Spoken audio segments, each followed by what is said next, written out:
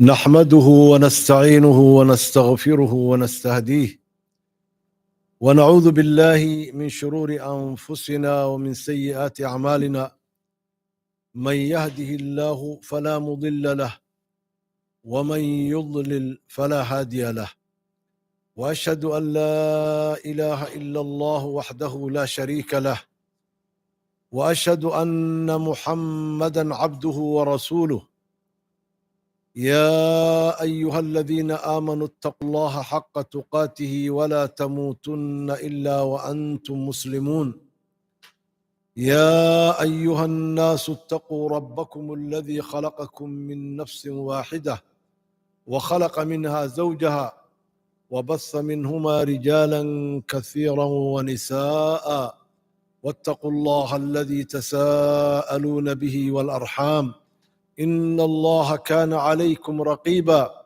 يا أيها الذين آمنوا اتقوا الله وقولوا قولا سديدا يصلح لكم أعمالكم ويغفر لكم ذنوبكم، ومن يطع الله ورسوله فقد فاز فوزا عظيما. أما بعد، فإن أحسن الحديث كتاب الله، وخير الهدي هدي محمد صلى الله عليه وسلم، وشر الأمور محدثاتها، وكل محدثة بدعة، وكل بدعة ضلالة. ثم أما بعد، معاشر الإخوة والأخوات، walaalaha sharafta leh ee maanta isugu yimid halkan inay dhegaystaan muxaadaradii aan iclaaminay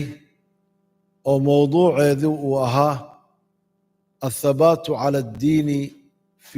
fi zamaani alfitan. athabaatu cala addiini fi zamaani alfitan, oo macnaheeda ay tahay ku sugnaanta diinta wakhtiga fitnada, oo runtii maanta maalin ka fidno badan ayna jirin. wakhti aad iyo aad qofka inuu diintiisii uu haysta ay u adag tahay, oo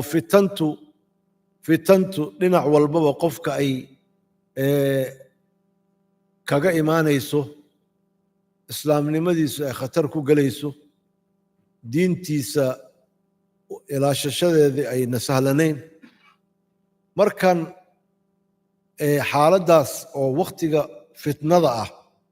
oo maantana wakhtiyada ugu daran ah, ayaa mowduucani ku saabsan yahay. maxaa marka sababta keentay maxay tahay in mowduucaasi sidaas aan u dooranno, cinwaankaas ku sugnaanta diinta wakhtiga yani muxuu aha fitnada, ahamiyada ay leedahay iyo sida ay laabud u tahay qofka inuu dadaal u yeesho siduu diintiis u haysan lahaa oo ugu dhiman lahaa oo ilaahay ula hortegi lahaa. tii baa khatar ku jirta. marka haddaba asbaabta keentay mowduucan in laga hadlo waxaa ka mid a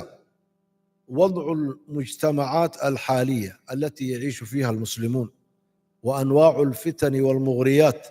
alatii binaariha yaktawuun wa asnaafu alshahawaati walshubahaat alatii bisababiha adxa addiinu ghariiba. waxa weeye sababka koowaad, sida ay dadku u nool yihiin maanta, gaar ahaan bulshadii muslimiinta meel walba ay joogaan, iyo fitnada soo food saartay ummaddii muslimiinta, iyo waxyaabaha diinta looga leexinayo oo iyagana aad u fara batay, iyo noocyada shubahaadka iyo shahawaadka sababteedii diintii ay ku noqotay mid ghariiba, oo dadka qofka diinta haysta lala yaabo, oo la yidhaahdo dadka nin ka soocan oo lala yaaban yahay noqdo, kana weli maaragtay waa weli diintii uu ku dhegan yahay, waa fiican yahay maaragtay, ama lagu jeesjeeso. shubahaadkaasi, shubhada waxaa la yidhaahdaa waxa qofka u keenaya inuu sameeyo jahli dartii. waxa uun diin ahayn buu diin moodayaa, markaasuu yani ku dhaqmayaa, ama uu isleeyahay oo diin baad haysataa, waana jahli dartii. dadka ahlu bidcada ah waxyaabaha ay ku dhacaan baa ka mid ah. marka shay baa yani ula muuqanaysa shaygan inuu sax yahay, shubha darteed, wax uusan fahmi karin, oo ilan diintiina ma baran, culammana wax ma weydiin, marka waxbaa ama mid jaahil baa horboodayo wixii waxa ugu yeeray markaas wixii diin ay la noqotay waa shubha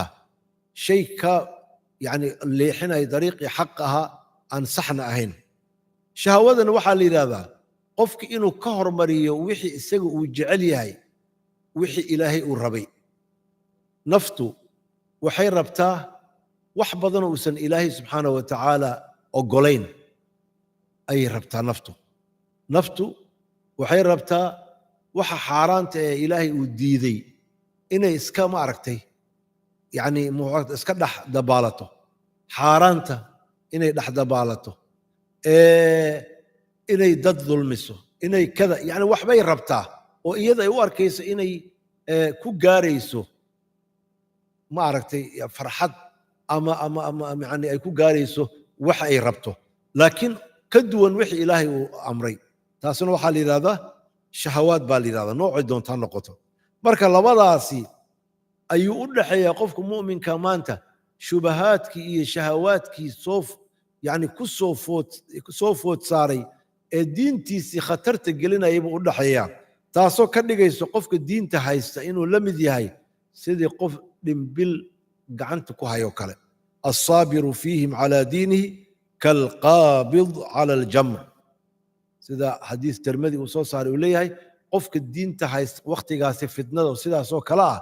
wuxuu ka dhigan yahay qof dhimbil haysta oo kale dhimbil miyaad hayn kartaa oo daba gacanta ma ku hayn kartaa markiiba waad xooraysaa marka yacni mana sugnaan karo ilaa qofu ilaahay sugay mooyaane mana sugnaan karo ilaa qofu ilaahay sugay mooyaane marka sidee loo sugnaadaa waa noo imaan doonta haddaba walaalayaal qof walboo caqli leh wuu garan karaa maanta baahida qofka muslimka uu u qabo wixii uu yani ugu kaalmayn lahaa inuu ku sugnaado diintiisa oo uu ku hayso oo uu ku dhaqmo inuu u baahan yahay dadaal ka badan dadaalkii dadkii suubanaa ee naga horreeyey maxaa yeelay dadkaasi wanaagsanaa ayagu zaminkooda sida maanta zaminka aan joogno u fasaadsan yahay uma fasaadsanayn dad badanoo wanaagsan oo khayrka ugu kaalmeeyana way la noolaayeen laakiin dadka maanta nool zaminkiiyo aad u khariban xaaraantiiyo xalaal iska noqotay daacadnimadiiyo yaraatay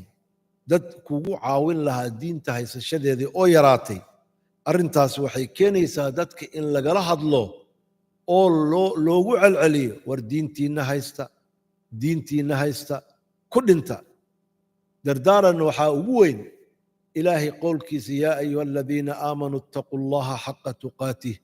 walaa tamuutunna ilaa wa antum muslimuun dadkiina mu'miniinta ahow ilaahay subxaanahu wa tacaala ka baqa cabsidiisa midda ugu xaqnimo badanna ka baqa yacni sida ugu xaqnimo badan oo ilaahay looga baqo uga baqa waxaa la yidhaha ittaquu llaha xaqa tuqaatih waxaa la yidhahdaa an yutaaca falaa yucsaa wa an yushkara falaa yukfar wa an yudkara falaa yunsaa ilaahay in la ateeco oo aan la caasinin wey in loo mahad celiyo oo aan lagu gaaloobin wey in ilaahay mar walbaba la xasuusnaado oo aan la hilmaamin wey markaasuu ilaahay yidhi walaa tamuutunna ilaa wa antum muslimuun ha dhimanina ilaa idinkoo islaamnimo ku sugan mooyaane oo qofka haddii uu dhinto isagoon muslim ahayn maxaa ku dhacay waxaa ku dhacay cadaab abadi oon dhammaanin aakhare ma dhammaato adduunku u dhammaadaa laakiin aakhare ma dhammaato marka qofka hadduu kufri ku dhinto waa cadaab abadi ah oon dhammaanaynin marka yani adduunyadan sidaa u liidata ee wakhtigeedu sidaa u gaaban yahay oo qofka ugu cumriga dheer 60 70 80 meelaha la yidhaahdo ayaa dadku waxay ku khasaarinayaan oo ay u khasaarayaan aakhiradii daa'imka ahayd oo maaragtay joogtada ahayd oon dhammaanaynin ama qofkii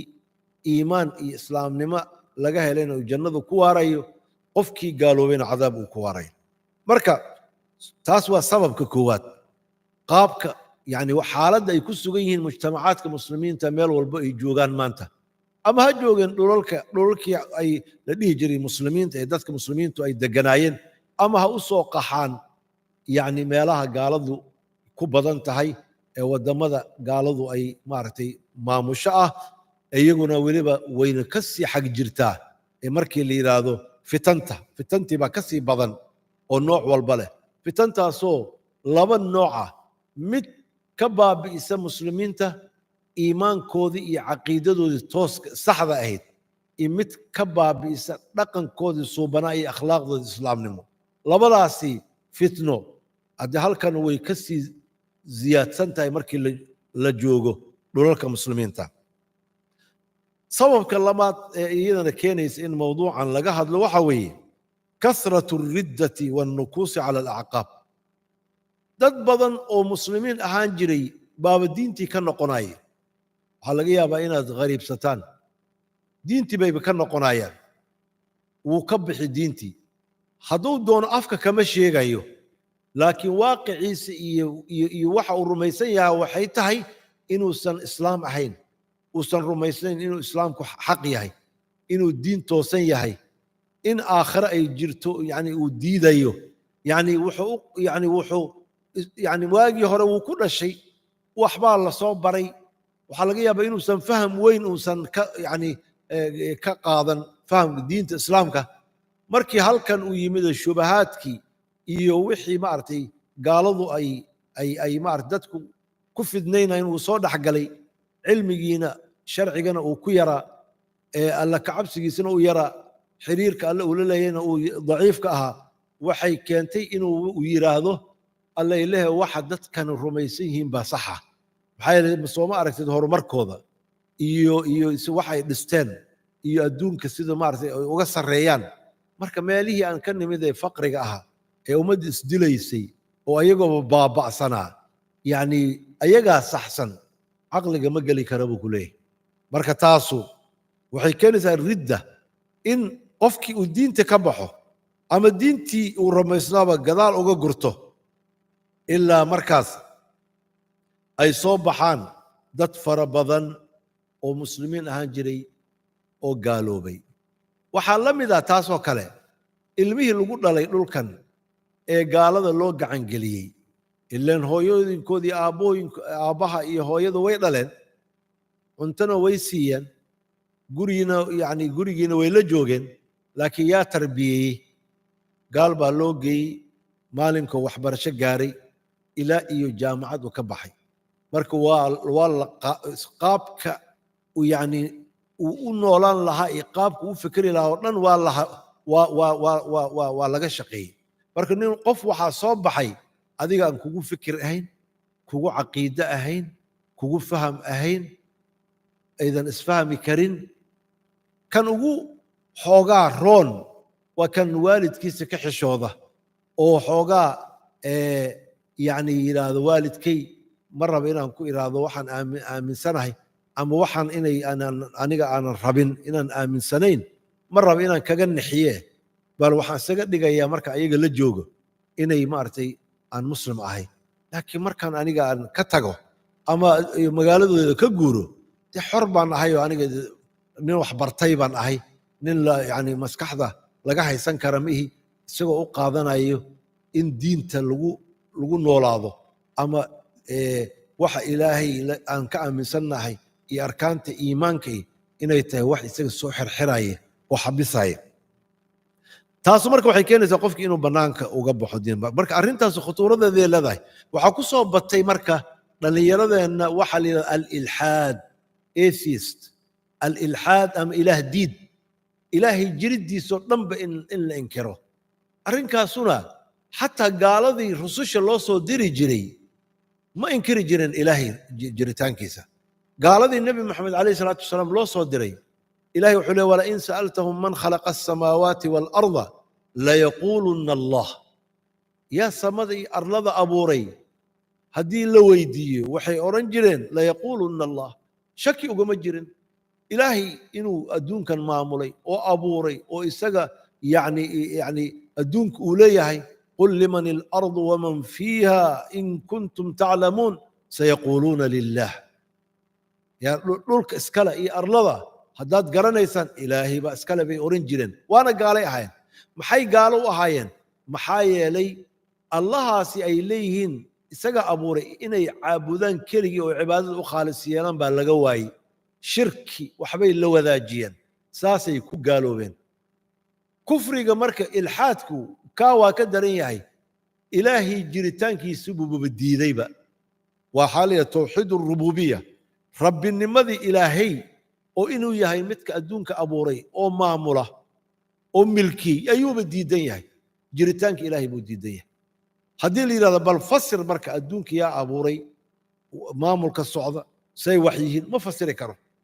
markaas waxaa laga yaaba inuu madaxa ruuxu yidhahdo ma garanayo iska yidhaahdo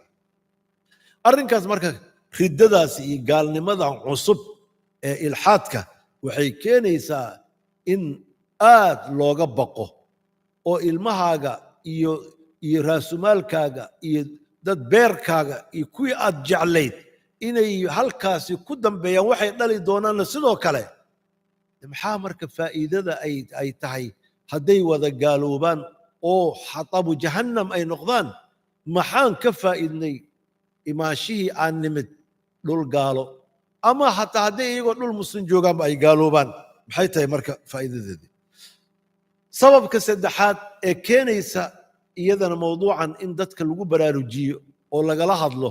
in diinta lagu sugnaado ilaa in laga dhinto waxa weeye irtibaatu almawduuci bilqalb irtibaatu almawduuci bilqalb mawduucan wuxuu xiriir la leeyahay qalbiga oo xubinka ugu sharafka badan bani aadamka oo haddii qalbigu uu hagaago qofkana uu hagaagayo hadduu qalbigu xumaadana bani aadamka uu xumaanayo qalbigu waa meesha ilaahay laga rumeeyo oo laga jeclaado oo looga khushuuco qalbigu waa midka lagu keydiyo daacadnimada qalbigu waa kan laga naco kufriga iyo macaasida iyo waxa aan maaragtay aan habboonayn qalbigu marka haddii uu saliim yahay oo uu nadiif yahay oo uu caafimaad qabo xubnaha intooda kalena caafimaad bay qabaan isagaa ra'iis u ah isagaa hogaamiye u ah xubnihiigana waa isagay ku daba faylayaan laakiin hadduu bukoodo xubnihii kalena way bukoonayaan walidaalika ilaahi subxaanahu watacaala wuxuu yidhi yowma laa yanfacu maalun walaa banuun ilaa man ata allaha biqalbin saliim maalin qiyaamo la yidhaahdo oo maal iyo owlaad waxba ayna tari doonin qofka hadduu milyaneer ahaa hadduu bilyaneer ahaa hadduu xoolihiisa adduunka meel walba ay yaaleen waxba ayna u taraynin hadduu caruur fara badan oo wada mutacalimiina oo wada ayagana xoolo leh owlaha waxba ayna u tari karin maxaa wax taraya marka maalintaas ilaa man ata allaha biqalbin saliim qofkii ilaahay ula yimaada qalbi nabada qalbi nadiifa qalbi ka badbaaday gaalnimo iyo xumaan iyo xasad iyo xiqdi qalbi nadiifa qofkii la yimaada ayuu maaragtay unbuu badbaadi doona marka mawduucan wuxuu xiriir la leeyahay ku sugnaanta diinta qalbiga maxaa yeele qalbiga sidiisaba sida xadiis nabiga calayhi salaatu wasalaam uu inoo tilmaamaya imaam axmed uu soo saaray sheekh alalbanina uu ku saxiixiyey fi saxiix aljaamic wuxuu yidhi nabiga calayhi salaatu wasalaam laqalbu bna aadam ashaddu taqalluban min alqidri ida ijtamacat ghalayaana qalbiga bani aadamku xagga isrogidda iyo gadgadoonka waa ka darnaan badan yahay sida digsiga ama dheriga marka dabka la saaro oo biyo lagu shubo oo biyaha dabkii uu yani karo biyihii ay karaan sida ay isu bedelaan oo isu rogrogmayaan biyaha maxaa ku dhacay markay karka ay gaaraan darajatul ghalayaan darajadii karka biyihii second baa yani dhibicdii kor taallay hoos ay tegaysaa marka sidaas biyahaas ay isu rogrogayaan waxaa ka daran sida qalbiga bani aadamku isu rogrogo sida qalbiga bani aadamku isu rogrogo mar gaalnimo u jeesan mar islaamnimo u soo jeesan mar xaaraan iyo macaasiba u jeesan mar daacadii u soo jeesan xaaladda marka adiga aad sidaad ku sugnaan doonto ku khaatumaysan doonta ma garanaysid qalbigiiya mar khatar ah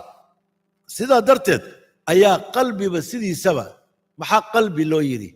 وما سمي الإنسان إلا لنسيه ولا القلب إلا أنه يتقلب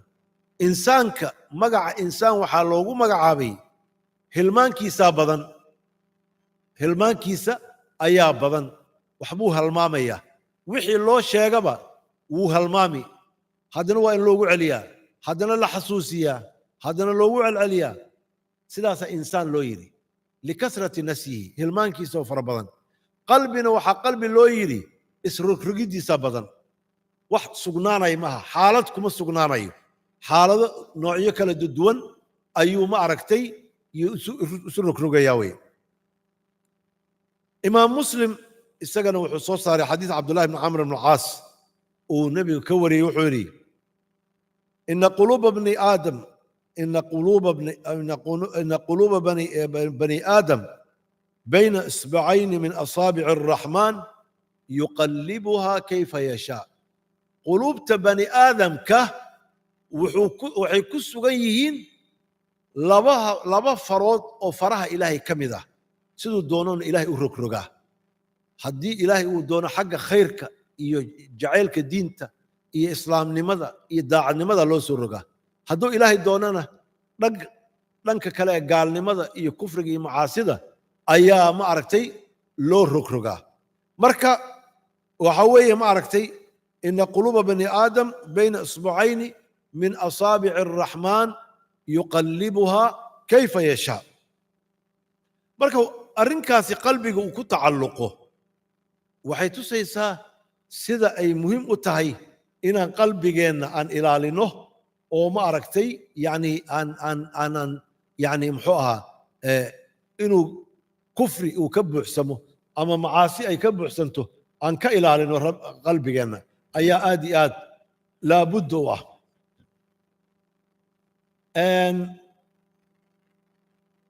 xadiis waxaa jira nabiga calayhi salaatu wassalaam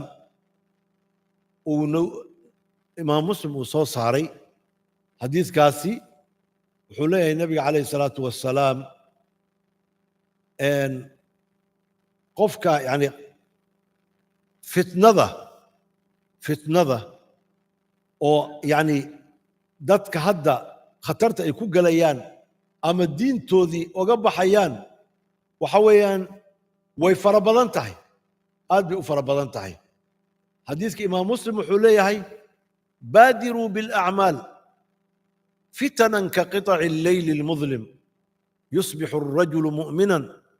ويمسي كافرا ويمسي مؤمنا ويصبح كافرا يبيع دينه بعرض من الدنيا فتنة وحاكمذا إنه نبي عليه الصلاة والسلام وحيري ودق أعماش وناكسن وكد ذال أعماش وناكسن والدائم أعماش وناكسن كهر انتين إيمان فتنه وقفك الصبحين وهانا يا مسلم قلبتين وقالوا باي أما قلبتي ومسلم هانا صبحين وقالوا باي واسبد بدليا قلبي بس بدليا دينتي سو حسيسنا يا ابو يرو كبدلنا يا وحيرو ديفو الدنيا اخردي سو دن iyo inuu aakhiro badbaado wuxuu ku bedelanayaa xoogaa yar shilimaad adduunyo ah ama mansab magac meel loo magacaabo ama wax noocaas oo kale waxa la weyn waxan hor yaala ee waxa dambeeye oo ilaahay ugu talagalay qofka muuminka kan gaalka iyo khaayinka iyo yani caasigana weligii ka fakari maayo intaas waa asbaabihii keeni lahaa ama asbaabaha aan ugu wacan inaan mawduucan ka hadalno oo ah in diinta lagu sugnaado waqtiga fidnada ahamiyada ay leedahay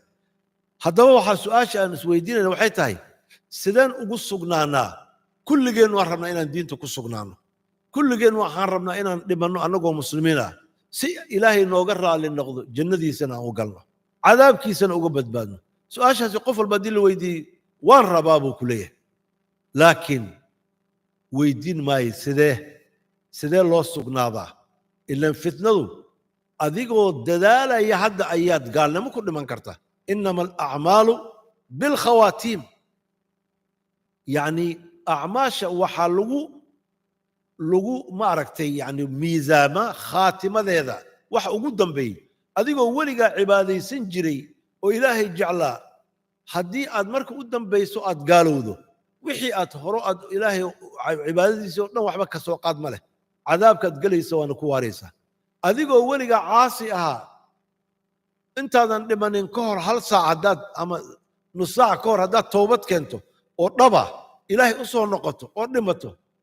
taasaa lagu xisaabinaya toobadii iyo yani aad kaa dhab ahayd oo ilaahay subxaana wa tacaala aad u soo noqotay ayaa lagu xisaabinaya haddaba sidee baan diintu u haysanaa maxayse yihiin waxyaabaha naga caawin karo haysashada diinta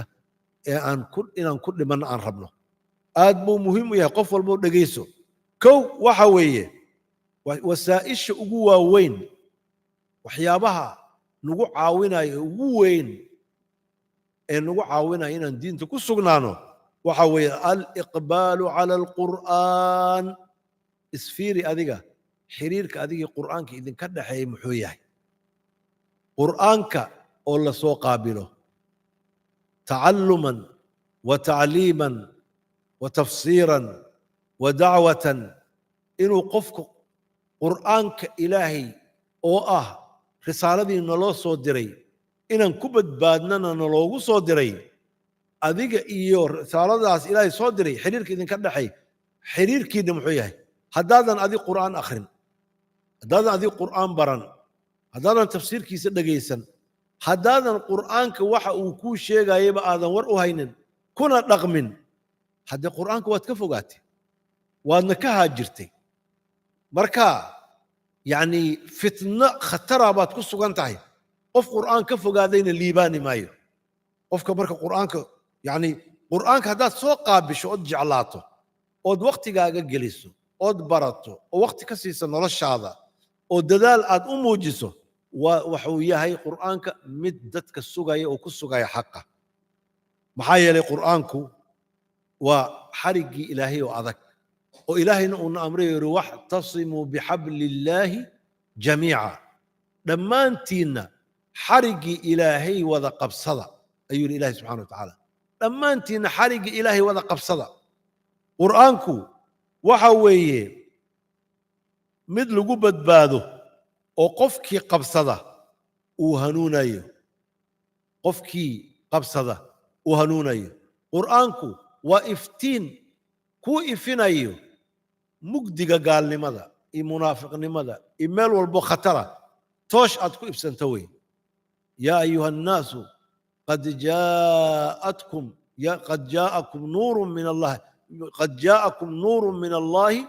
wa kitaabun mubiin ilahi subxana wa tacala wuxuu leeyahay qad jaaءakum min allahi nuurun wa kitaabun mubiin waxaa ilaahay xaggii idinka yimid nuur iftiin iyo kitaab cad baa idin yimid oo idin ifinayo wax walbaba qur'aanku waa midka loogu talagalay in uu qofka markuu akhristo qalbigiisa uu ku dego qalbigiisa inuu ku dego murugta ka bi'iyo hanuunka yani u horseedo وقال الذين كفروا لولا نزل عليه القرآن جملة واحدة كذلك لنثبت به فؤادك ورتلناه ترتيلا ولا يأتونك بمثل إلا جئناك بالحق وأحسن تفسيرا إلهي سبحانه وتعالى وحير كوي قال ذا وحير هذين قال ذا وحير هذين لولا نزل عليه القرآن نبي محمد محال لو وسو دجين واي قرآنك جملة واحدة استغو هالمر لو وسو دجيو سيد التوراة نبي موسى هالمر لو وسو دجي إنجيل نبي عيسى هالمر لو وسو دجي maxay u dhacday nabi maxamed quraanka in hal mar lagu soo dejin waayey oo marba qaar u soo degay oo 23 sano muddo ah marba qaar u soo degay ilaahay baa ka jawaabay wuxuu yiri kadalik al-amru kadalik sida weeye ilaahay sida uu quraanka ku soo dejiyay oo in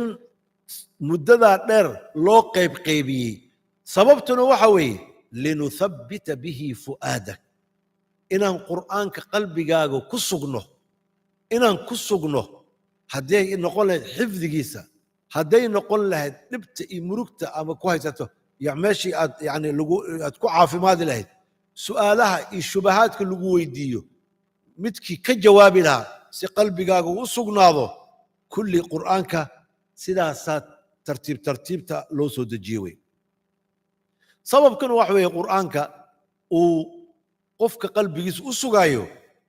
قفك قرآنك مركي لغو أخريو أما دقيستو أما معنيه سو فهمو إيمانك ساكرده إيمانك سادو كردنا إلهي بجعلاضه إنما المؤمنون الذين إذا ذكر الله وجلت قلوبهم وإذا تليت عليهم آياته زادتهم إيمانا وعلى ربهم يتوكلون الذين يقيمون الصلاة ومما رزقناهم ينفقون أولئك هم المؤمنون حقا لهم درجات عند ربهم ومغفرة ورزق كريم. إلهي سبحانه وتعالى وحيري مؤمنين دتك مؤمنين وحاء رب أهان مؤمنين وحاء كو مركي إلهي مجي عيسى اللي حسه قلوبته ذي بقضه الله مركي مقان قلبي قذو بقى ذا إلهي مركي اللي قدو الأخيانة إيمان بأكرده ربي قذي ترى صارتان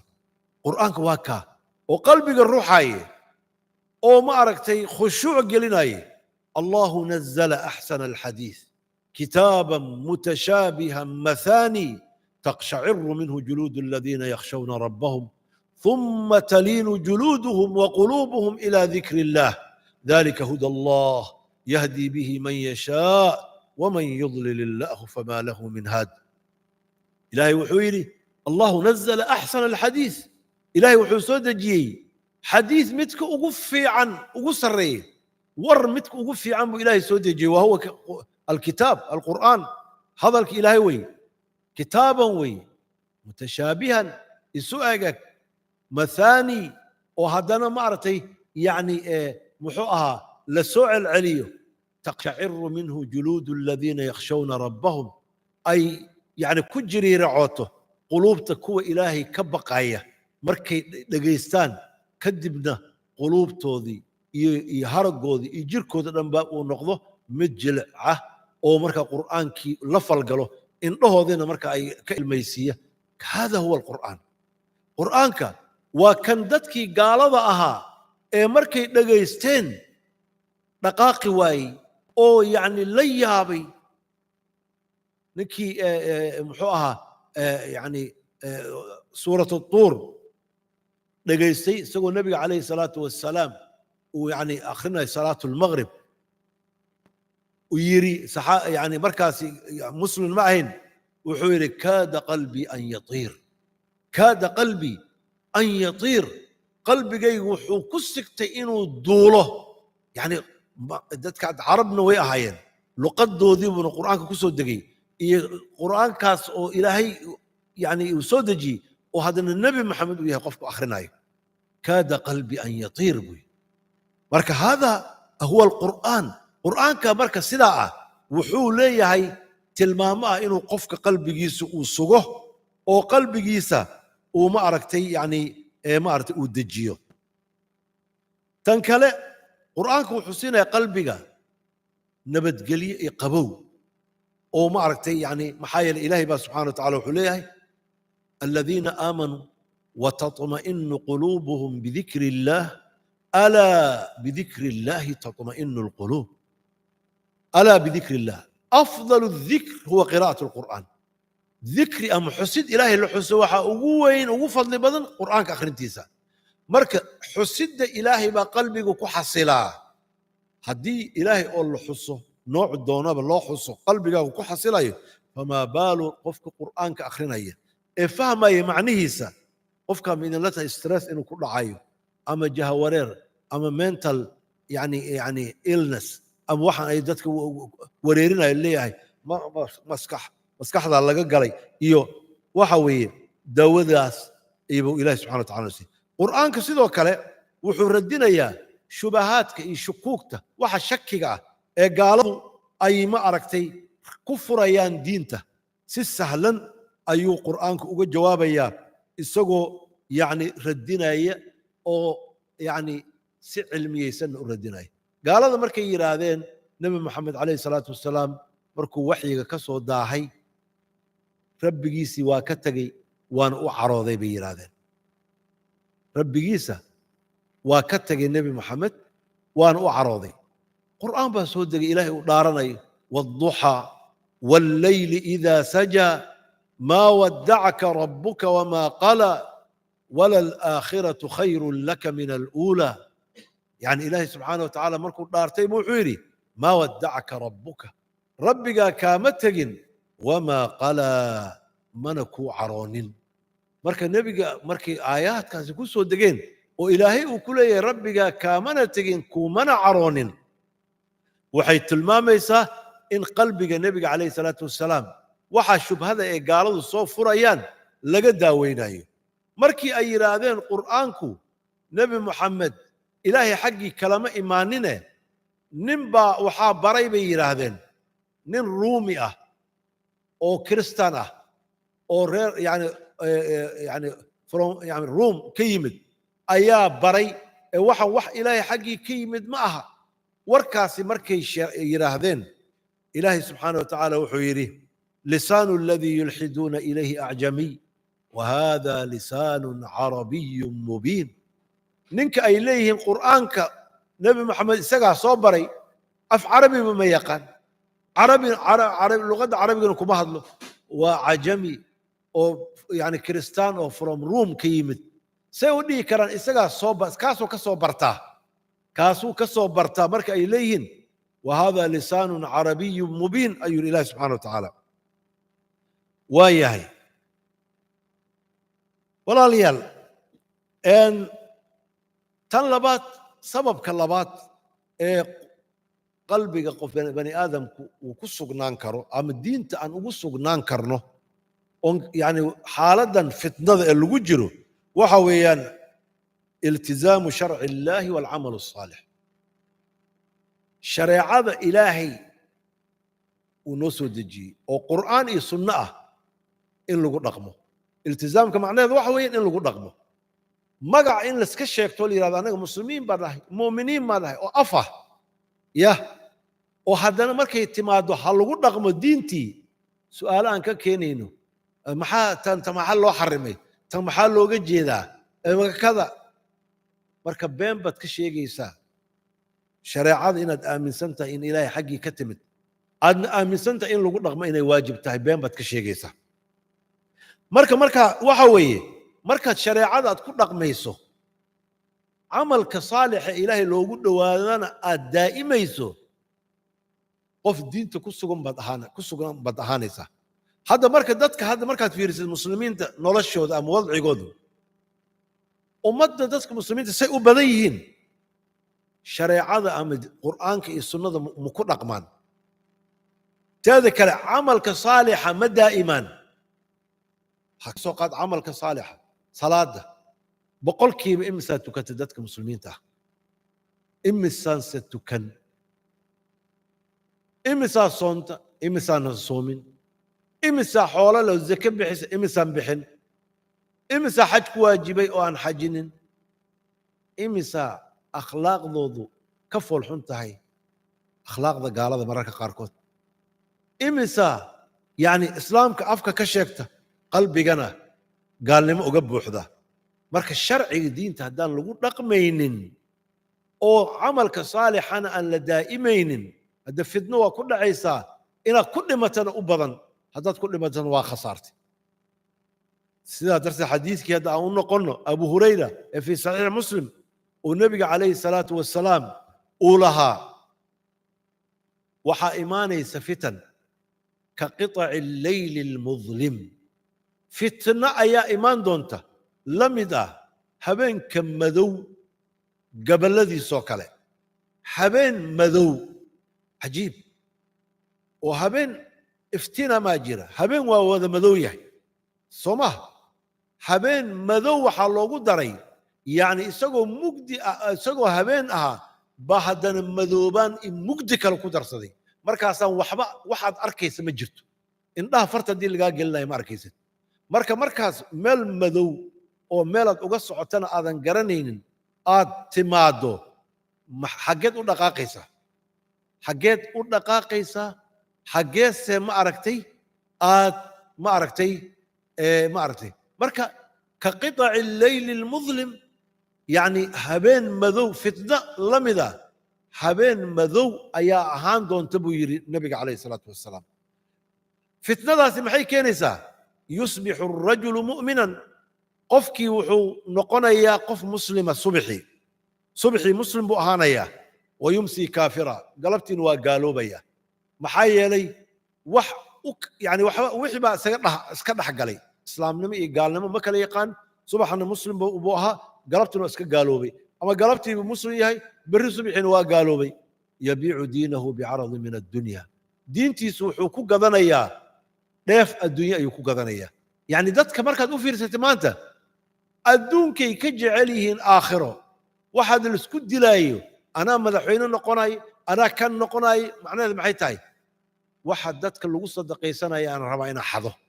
inaan milyaneer noqdaan rabaa inaan dhul boobaan rabaa inaan kada yeelaan rabaa marka aakhire iyo ilaahay baad hortagi doontaa waa lagala xisaabtami doonaa waxaasoo dhan meesha waa ka baxeen yabiicu diinahu diintiisuu iibsaday marka uu ku bedeshay bicaradi min addunya dheef yaro adduunye ah oo uusan calfanayn inuu ka tagaayo marka walaalayaal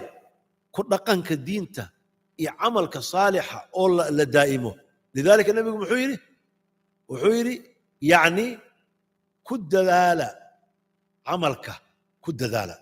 camalka sabaadiruu bilacmaal buu yidhi u degdega camalka saalixa degdega maxay tahay dib ha u dhigina ومر دم تكن دونا مر دم بان علمي بران دونا مر دم بان حجين دونا مر دم بان يعني قرآن حفظين دونا مر دم لماذا يعني تؤجل وتؤخر ودب دون جيسا نبي يقول لي بادروا ودق بادروا بالأعمال فتنا كقطع الليل المظلم حديث قالوا حولي هاي سجنة بادروا بالأعمال 7 يعني هل تنتظرون إلا فقرا منسيا وغنى مطغيا ومرضا مفسدا وهرما مفندا وموتا مجهزا أو الدجال فشر غائب ينتظر أو الساعة والساعة أدهى وأمر النبي عليه الصلاة والسلام وحيري ودق أعماشا حالتها صوص أنتين إيمانين ma waxaad sugaysaan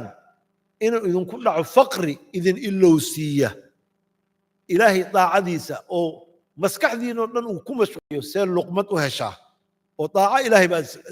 uu ku ilowsiiyo ama hodantinimo kibir kugu keento fasaad oo daacada ilaahayna kaga fogaato miyaad sugaysaan ama waxaad sugaysaan xanuun sariir ku saaro oo taahiisi aad la cibaadaysan weyso ama waxaad sugaysaa odaynimo ku gaarsiiyo inuu kugu dhaco cudurrada dadka waayeelada ku dhaco ma aragtay waxba ayna kala garanaynin waxaa la yidhahdaa haraman mufannida yacni waxaan markaa qofkaasi waxa loo sheegayo muusan kala garanaynin oo maaragtay dadka hadda ugu soo badanaya weliba iyagoo da'doodu meelihii yani sarsare aan gaarin ilaa 60 marka haddii la dhaafo iska imaan karo ama waxaad sugaysaan mowd idinku soo degdego oo adiga oo iska faraxsan wadnaha intay ku istaagaan xafiiskaaga ama warshadaada ama gurigaagii macaana inta lagaa qaado qabri lagugu tuuro ama waxaad sugaysaan dajaal oo fitno la sugata ugu shar badan ah ama waxaad sugaysaan saacadda qiyaamo inay idinku timaado wasaacatu adaa wa amar iyadaa ka darnaan badan oo ka kharaar badan waxaad sugaysaan oo dhan marka iltizaamu sharci illah walaalayaal waaqaca muslimiinta hadda markaad fiirisid weliba waaqaca dadka muslimiinta ee ku nool dhulalka gaalada war ilaahay ha ka baqaan markay timaado wax isaga uu yacni u arko inayna maslaxadiisa ahayn hadday dad khilaaf uu kala dhaxeeyo shareecada islaamka ha lidin celiyo oo diinta lidinku kala saaro yeeli maayaan maxaa yeelay hadduu og yahay kan qaanuunka gaalada inuu asaga wax siinayo laakiin sharciga islaamka haddii loo noqdo inuusan wax helaynin ilan gardarrow ku socdaa qaanuunka gaalada 100 nooc oo been ah loo yar la qabsado iyo wax la twisti garay oo la qalloociyo yani waa jira oo wax ku helayo kaasuu aadaya ma rabo shareecadii islaamka haye maxay noqonaya marka qofkaas ma muslim ba mise waa gaal ilaahay subxaanahu watacaala wuxuu yidhi وإذا دعوا إلى الله ورسوله مركم منافقين تكهدلاي وإذا دعوا إلى الله ورسوله ليحكم بينهم إذا فريق منهم معرضون هدي إلهي رسول كيس اللوغو ييرو مركي إسقبسدان أما وحي كلا يعني اسكو خلافان إني إلهي رسول كيس كلا حكمان أو قرآن كيس نظر لغو حكمان قار كم إذا ويجيسنا ينبوي وإن يكن لهم الحق هدي يؤجي إنو قرت ليهي يأتوا إليه مذعنين ويو إيمانا رسولك أيقو هقانسن يأتوا إليه مذعنين يا وإن يكن لهم الحق يأتوا إليه مذعنين إلهي وحيل أفي قلوبهم مرض أم ارتابوا أم يخافون أن يحيف الله عليهم ورسوله بل أولئك هم الظالمون إلهي وحيري أفي قلوبهم مرض ما قلوب تضابكته أفي قلوبهم مرض أم ارتابوا هل الدمية تلفون هذا معها عدك أفي قلوبهم مرض ما قلوب تضابكت أم ارتابوا ما شكبا كجر دين أم يخافون أن يحيف الله عليه برسوله ما إلهي رسولك سيكبق إليه كإحذان ما يا إلهي رسولك سما إحذانه بل أولئك هم الظالمون كو السدا دون وظالمين إنما كان قول المؤمنين إذا دعوا إلى الله ورسوله ليحكم بينهم أن يقولوا سمعنا وأطعنا مركا هذا خلافات كأسرق ويماذا قريها نحظو ذي الله وحا إيمانيسا ودما ذا أكتين انت بضن هوانكو هذي دعوذان أدبا لو دقيستا محايا لي واقي هوري أد ظلمين جرين ونب بضن با صومرين هوانك أو ظلمين جرين مركا تيبا هدنا يعني وحا دنكي كلا يعني ظلمي تغي هدي ايغا وح ظلميان حتى وحا لغا يابا اني سئون وح او شيغتو اما وح يعني وح تراado waa la ظلميي ninkaygi ba saa ii galay oo laga yaabo inay been tahay ama wax ay isku qabsadaan ama wax xoolaha noqoto yani hadhowdina yiraado waxaan u xukuntameynaa annaga soo muslimiin manina ha inta u xukuntameynaa hadii khilaaf yimaado وإن تنازعتم في شيء فردوه إلى الله والرسول هذا وحكو دودان اسكو خلافتان كتابك إلهي السنة دي سعلية متكود بالغي يا مايا كتاب إلهي السنة دي سانيكو مجر عشان دولد باكجر قانون باكجر قانون كاس بركة وحليه وقف كاسي ما مسلم با إلهي سبحانه وتعالى وحير فلا وربك لا يؤمنون حتى يحكموك فيما شجر بينهم إلهي وارنارتي wuxuu yiri iimaankoodu run ma aha ilaa nabi maxamed oo adiga ay xaakim ka dhigtaan wixii ayaga isku khilaafaan hadayna ogoleen shareecadaada iyo waxa adiga ku xukumayso iimaankooda been bay ka sheegayaan muslimiin iimaan dhaba ma ah marka arinkaasu diinta hadaan lagu dhaqmaynin ku sugnaan maysidna waad inxiraafi sidaasaana ku dhimatay u badan tahay hadaa ku dhimatayna waad khasaartay إلهي سبحانه وتعالى وحير يثبت الله الذين آمنوا بالقول الثابت في الحياة الدنيا وفي الآخرة ويضل الله الظالمين ويفعل الله ما يشاء إلهي وحو كسوغا دتك مؤمنين تا قولك سوغن بو كسوغا قولك سوغن وحالي قول لا إله إلا الله قول لا إله إلا الله توحيدك كسوغا الدونك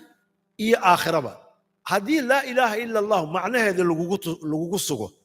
وأد إلهي ilaahnimo u ogolaatid inaad adeecdana aad ogolaatid oo aad ku sugan tahay waad hanuunsan tahay aad ku dhimatidna waa liibantay qabriga markaad gashidna waa lagugu sugaa ilaa qabriga su'aalaha la isweydiiyaa man rabbuk waman nabiyuk wamaa diinuk haddaadan ilaahay dhab u rumaysnayn oo markii horeba aad been ka sheegaysay qabrigana kama jawaabi kartid man rabbuk waman nabiyuk wamaa diinuk aakhirana ma sugnaanaysid adduunna sugnaan maysid يثبت الله الذين آمنوا بالقول الثابت إلهي ما كسوا قولك ثابت الدنيا آخرة ذاتك مؤمنين ويضل الله الظالمين ظالمين تنا إلهي وباذيين وحضونون إلهي سبحانه وتعالى سمين قال قتادة وحير أما الحياة الدنيا فيثبتهم بالخير نولش الدنيا ذاتك مؤمنين تخيرك كسوغيا إي عملك صالحة وفي الآخرة في القبر قبر كسوغيا قبر أمدو وعريري ودد كل جرين ومجدئة أو سؤالا لغوليمت أرجع حاجة أنت لاقيها عبسده إن حدنت أكو سوف تصاري دونت مركز هذا أبهانتهاي إن لغو السجو أو يعني يعني إلهي وكون حريصته حدادا أديك مركز هور الدين تكون رقمين كنا نولين أوامر الدين تلقن جلين تدا مركز لغو يابا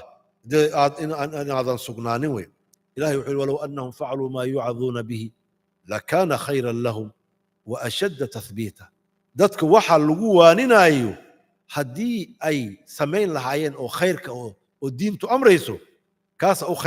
khayr badnaan laha inay sugnaadaan oo yani oo adkayn badnaa waayahay marka qayb tan labaad waxay noqotay waxa weeyaan diinta islaamka ku dhaqmideeda iyo amalka saalixa badashadiisa yani salaada waqtigeeda ku tuko waqtigeeda ha kadib dhigin shanta salaadood tuko soonka waajibka ah soon acmaasha inta kaliya waajibka ma ahe badi sunnada soon salaadaha yani sunnada ah soon tuko baan leeyahay salaadaha sunnada sadaqa la bax carabkaaga ilaali carabka yuusu ku halaagin is ilaali maxaa yeelay intaad noolaanaysa ma badna tan saddexaad oo iyadana نسوغيسو إنان دينتو كسوغنانا نغا عاونيسو waxaa kamid ah inaan akhrino quraanka oo macnihiisa fahamno gaar ahaan sheekooyinka quraanka qasasul quraan oo ka sheekeynaya anbiyada ilaahay subhanahu wa ta'ala nabiyada markuu ilaahay ka sheekeynayo macnaheedu ma aha in yani mu'ala sidii yani in la hasaawinayo duruus baa ku jirta anbiyadaas ilaahay soo diray wixii ay la kulmeen iyo siday u sugnaadeen iyo sida ma aragtay darsiga laga baran karo ayaan ka baranaynaa qasaskaasi quraanka waxa ku jira u fiirsashadeeda iyo fahamkeedii iyo dhaqangelinteedii inaad diinta ku sugnaato ilaahay wuxuu yidhi wa kullan naqussu calayka min anbaa'i rusuli ma nuthabbitu bihi fu'aadak وجاءك في هذه الحق وموعظة وذكرى للمؤمنين إلهي سبحانه وتعالى وعيري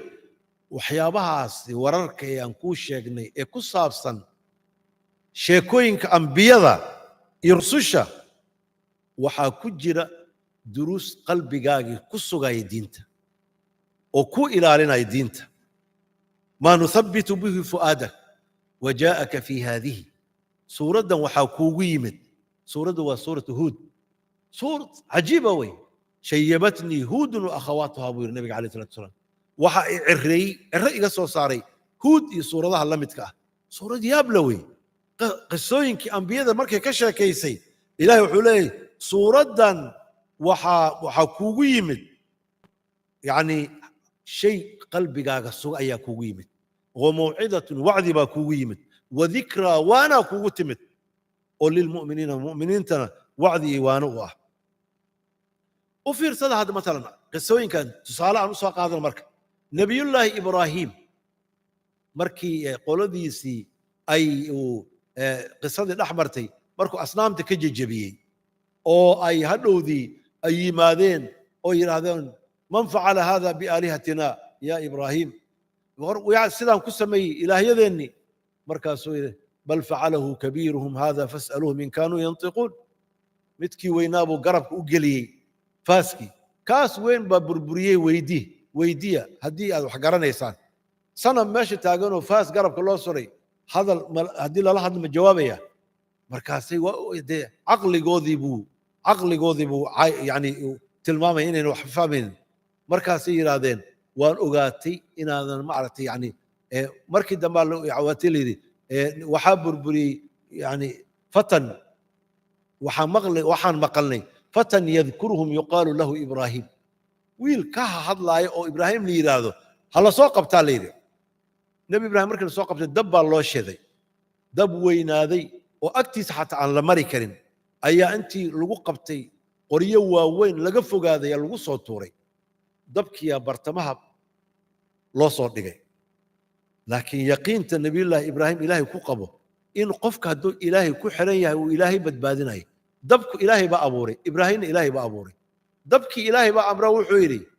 qulnaa yaa naaru kunii bardan wasalaaman calaa ibraahim dabkii waxaanu ku nidhi ahaw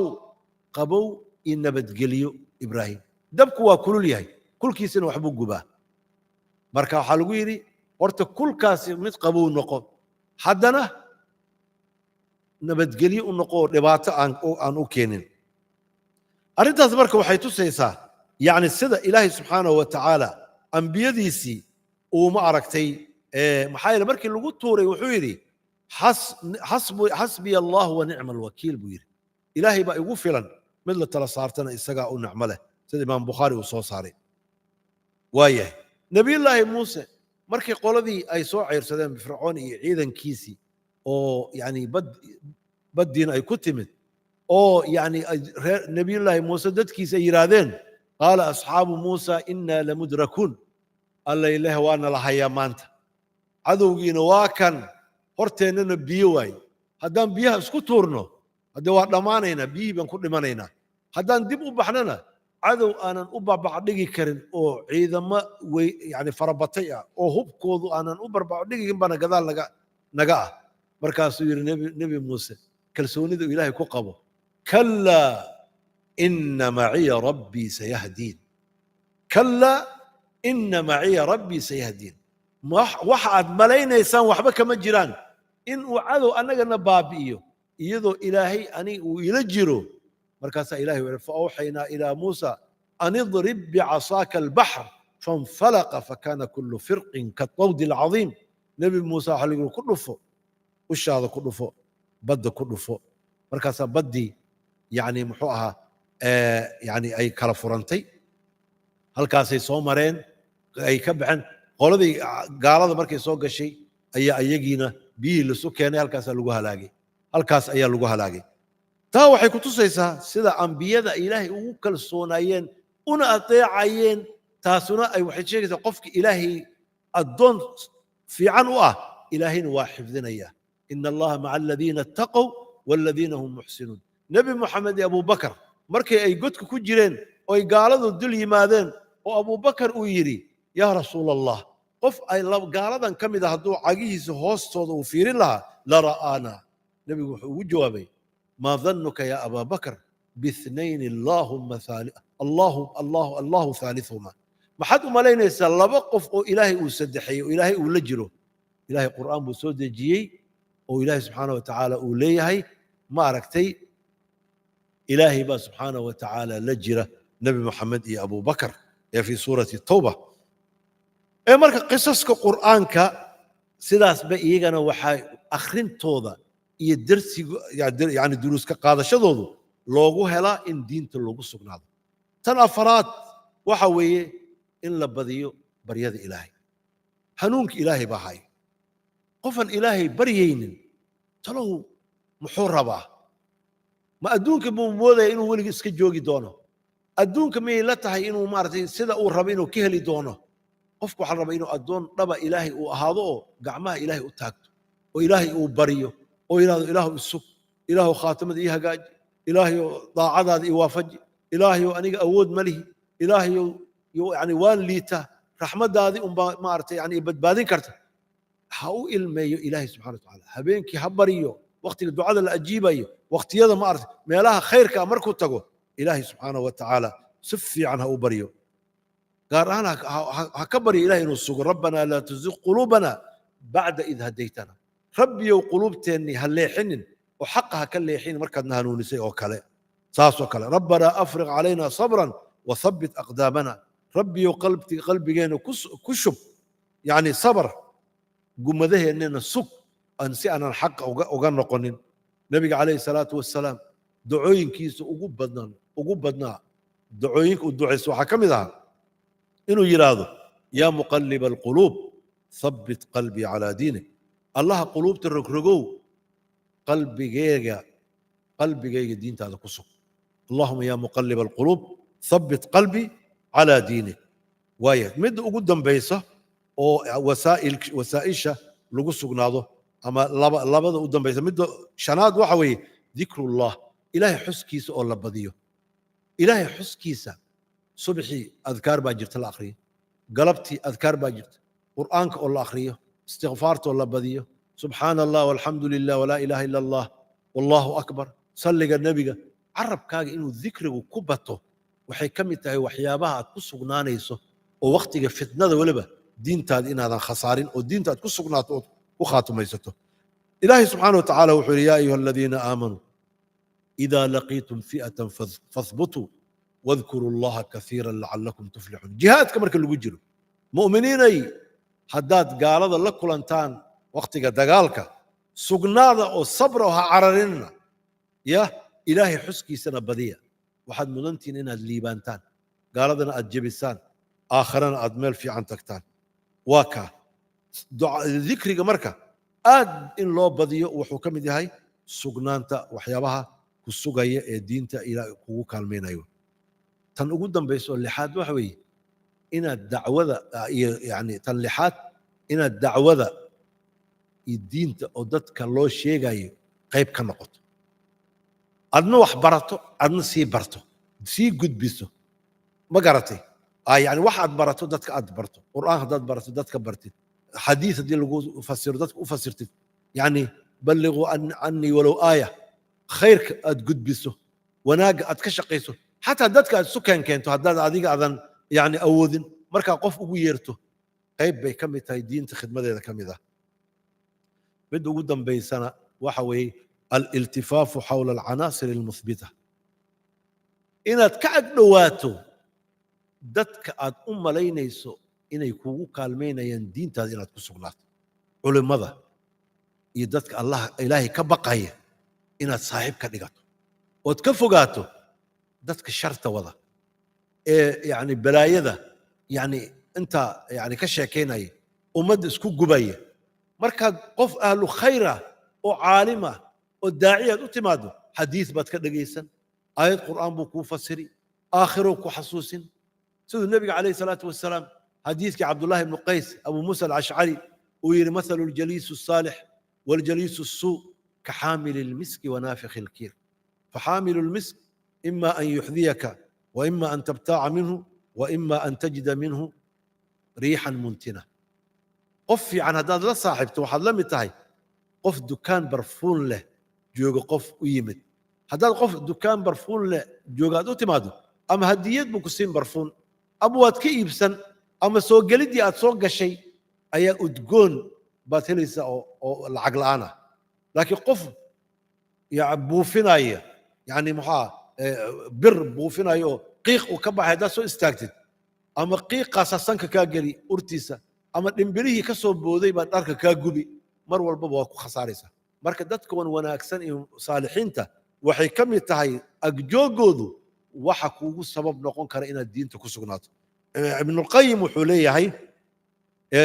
sheekhiisa asoo ka sheekeynay sheekh al-islam ibn taymiya wa kunna idha ishtadda bina al-khawf markay cabsin la qabato oo